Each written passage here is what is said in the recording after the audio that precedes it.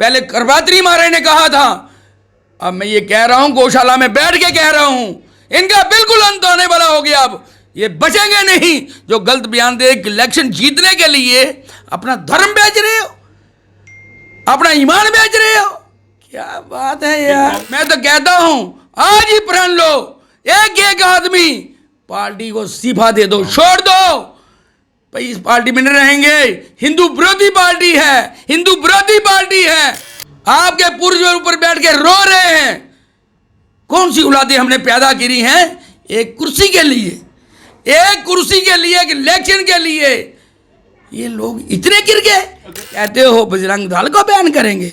अभी आप देखना, पहले एक शराब था करबात्री महाराज का, साधुओं को मरवाया था। अब ये जो शराब लगेगा ना, चारों जुग प्रताप तुम्हारा है, प्रसिद्धि जगत उजारा, साधु संत के तुम रखवाले, असुर निकंदन राम दुलारे। अब आपने साधु तो मरवाए थे, अब स्वयं आपने हनुमान जी बजरंग दल को बैन करने की बात की है। ये बहुत बड़ी हिंदुओं की आस्था पे आपने ठेस की बात की है। अगर आज भी हमारे लोग नहीं जागेंगे तो ये जो शक्तियां ना बाहर की, ये हमें ले डूबेंगी। कांग्रेस एक बार फिर से सुर्खियों में है। बता दें, कर्नाटक में चुनावों की तैयारियां जो है वो चल रही हैं। उसी के बीच पहले भारतीय जनता पार्टी ने अपनी मैनिफेस्टो जो है जनता के सामने रखा, और जब कांग्रेस ने रखा तो उसमें कुछ बातें ऐसी लिखी गई जिसमें अब देश में गुस्सा है, देश में बवाल है, और सियासत जो है वो इस वक्त गर्म हो चुकी है। कांग्रेस ने अपने मैनिफेस्टो में बजरंग दल को बैन करने की बात कही है, और इसको लेकर अब राष्ट्रीय बजरंग दल ने अलग अलग जगहों पर देश के अलग अलग हिस्सों में प्रदर्शन किए। इस पर अब जो हम चर्चा करेंगे, गौरक्षा समिति के प्रधान राजकुमार गुप्ता मेरे साथ मौजूद हैं। राजकुमार जी, हमेशा जो है कांग्रेस की यही मैक्सिमम नीति रही है कि कहीं ना कहीं किसी न किसी वजह से सनातन को टारगेट करते हैं। अब जो है राष्ट्रीय बजरंग दल की बात करें, उसको पीएफआई से कंपेयर किया है और बैन करने की बात की है कि अगर कर्नाटक में उनकी सरकार आती है तो किस तरह से आप देखते हैं?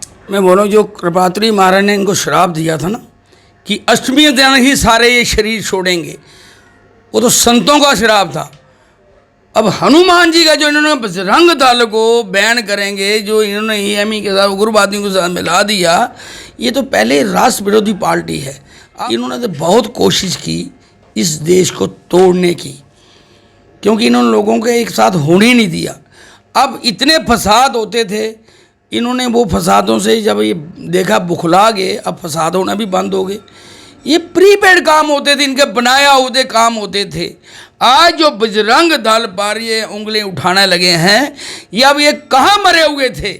जब कोविड आया था, वही हमारा संघ, बजरंग दल, विश्व हिंदू परिषद रेलवे स्टेशन पे, एयरपोर्ट पे, घरों पर, झुग्गियों पे, जगह जगह जाकर, घरों घरों में जाकर राशन, रोटी, हर चीज़, दवाइयाँ, हर चीज़ सुविधा दी।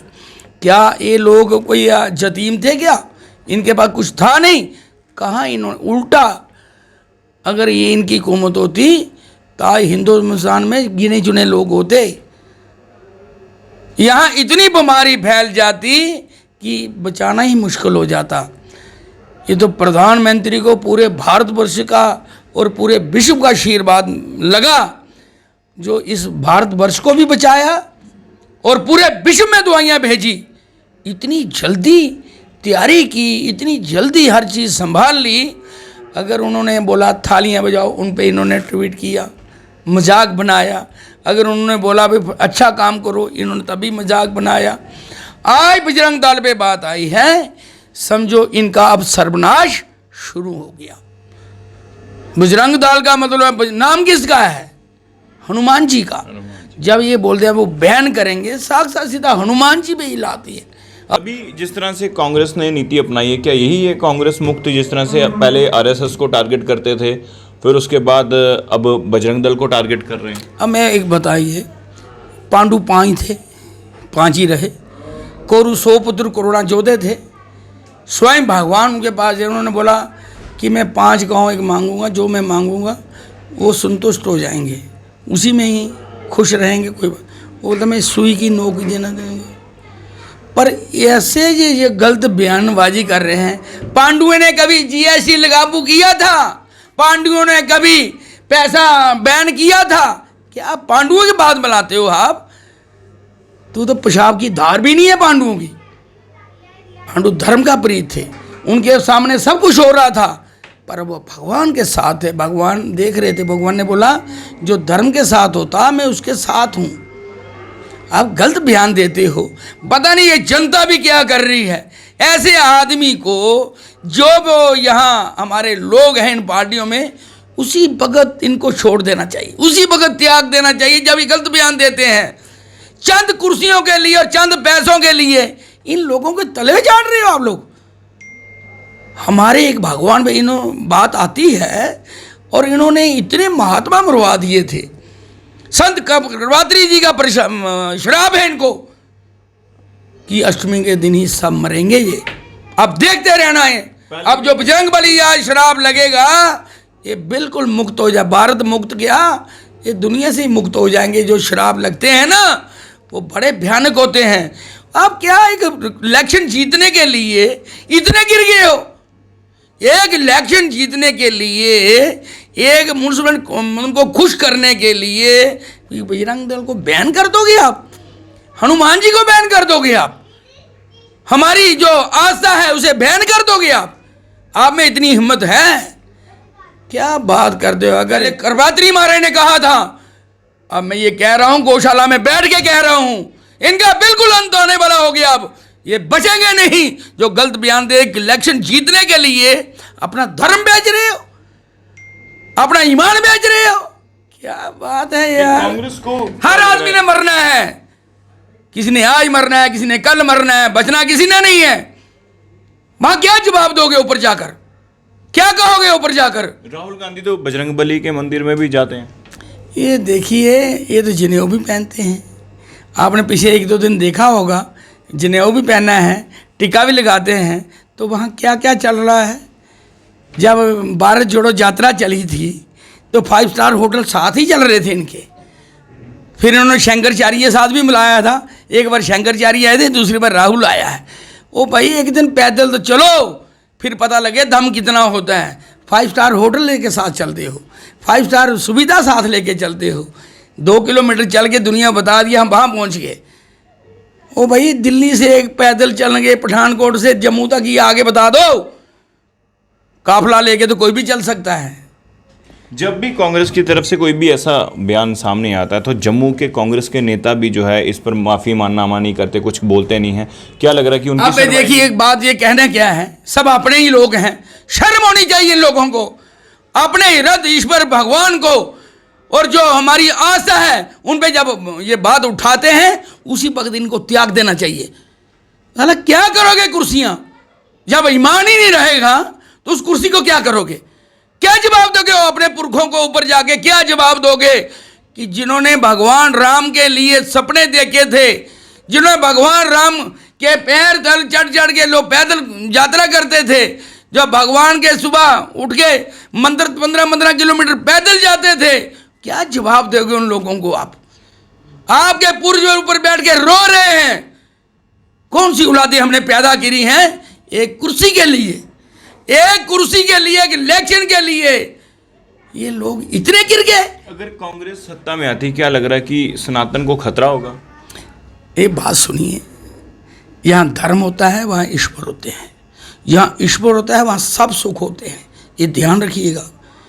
आज जो वहाँ धर्म का राजा बैठता है ना, वो प्रजा के लिए सुख लाता है। जैसे कभी आपने यूपी में जाना था, पहले देखना था क्या हाल थी, कहीं भी जाके देखना था। आज देख रहे हो आप जितनी खुशहाली है, जितना ये प्रयास है, जितनी आगे ये रोज़ कोई ना कोई फसाद बनाया होता है, हिंदू मुस्लिम, आज क्यों नहीं हो रहा? आज क्यों नहीं हो रहा? कभी केजरीवाल उठता है, कभी कोई और उठ जाता है। वैसे मैंने आपको आज ये बात बोलूँ, जब हिंदुस्तान पे अंग्रेज़ों ने राज आ गया था, हमारे ही लोगों के सिर पर किया था, तभी हमारे ही लोग मरे थे। उन्होंने उनको किसी को कलेक्टर बना दिया, किसी को कहीं बैठा दिया, वही लोग मारते थे। जब ये साले उग्रवादी आए थे, गजनी वगैरह, औरंगजेब वगैरह, इन्होंने भी आगे हिंदुओं को ही किया था। ओ भाई अभी तो जागो, अभी जागो, इन लोगों से बाहर निकलो। आप जब धर्म के रास्ते चलोगे आपको हर सुविधा मिल जाएंगी, कोई ना कोई ईश्वर आप पे कृपा करेगा। क्यों धर्म को बेचने के चक्कर में लगे हो? जहाँ धर्म होता है वहाँ ईश्वर होता है। जब आप गलत नीति अपनाओगे कोई नहीं रहे। आपके पूर्वज वहाँ रो रहे हैं, जब आप चले जाओगे तो आपकी औलादों को वो ताने सहना पड़ेंगे कि आपके जो पूर्वज थे वो क्या विरोधी थे, हिंदू विरोधी थे क्या? पहले मुझे बताइए, सनातन से पहले कोई था क्या? सब सनातन में ही थे। एक राक्षस था जिन्होंने भगवान को भी श्राप दिया था, मैं उंगल दे के रखूँगा। अब श्राप खत्म होने वाला है, आप फिक्र मत करें। जो जो गलत बयानबाजी कर रहा है ये आप देखते रहना। एक इलेक्शन जीतने के लिए अपना ईमान बेच रहे हैं, एक इलेक्शन जीतने के लिए अपने पूर्वजों को समझो एक किस्म की गाली दे रहे हैं। ये जब वो पूर्वज हिलेंगे इनको पानी देने वाला कोई नहीं रहेगा, ये ध्यान रखिएगा। ओ भैया आज भी आप धर्म के रास्ते में चलो, इलेक्शनें आती रहेंगी, इलेक्शन जाती रहेंगी, क्यों अपना ईमान बेच रहे हो? क्यों अपना? आज भी जागो भैया, जागो, कि आपको अभी भी पता लग रहा है जो हमारे हिंदुओं को बैन कर रहे हैं, बजरंग दल को बैन कर रहे हैं, जिन्होंने ओके हर बुरे वक्त में साथ दिया, आप उनके साथ चल रहे हो। मैं तो कहता हूं आज ही प्रण लो, एक एक आदमी पार्टी को इस्तीफा दे दो, छोड़ दो भाई, इस पार्टी में नहीं रहेंगे, हिंदू विरोधी पार्टी है, हिंदू विरोधी पार्टी है। क्या बात करते हो? हिंदुओं के बारे में उनकी खाते हो, जब इलेक्शन आती है तो मंदिर भी जाते हो, जनेऊ भी पहनते हो, धोती भी पहनते हो, टोपी भी पहनते हो, फिर कहते हो बजरंग दल को बैन करेंगे।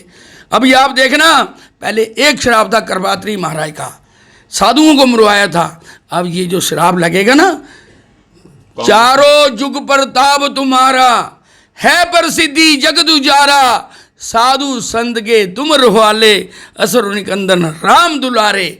अब आपने साधु तो मरवाए थे, अब स्वयं आपने हनुमान जी बजरंग दल को बैन करने की बात की है।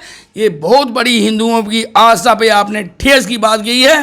अगर आज भी हमारे लोग नहीं जागेंगे तो ये जो शक्तियाँ ना बाहर की, ये हमें ले डूबेंगी। तो जब तक हमारे प्रधानमंत्री जी, जब तक यहाँ ऐसे ऐसे लोग बैठे हैं, ये ऐसा कुछ होने वाला नहीं। अब इनका अंत आ रहा है, बस इतना कहूँगा मैं, इनका अंत आ रहा है। चलिए शुक्रिया। तो कांग्रेस के मैनिफेस्टो में जो बातें लिखी गई उस पर अब जो है पूरे भारत में इसका रोष प्रकट हो रहा है। बजरंग दल की तुलना पीएफआई से की है और उसके इस पर अब जो है तमाम लोग जो है प्रदर्शन कर रहे हैं, चाहे राष्ट्र बजरंग दल की बात करें, विश्व हिंदू परिषद की बात करें। और बता दें अब आने वाले समय में इस मैनिफेस्टो को लेकर और कितनी सियासत होगी ये वक्त ही बताएगा। देखते रहिए भारत मॉनिटर, कैमरामैन शैलेत्री के साथ। जय हिंद।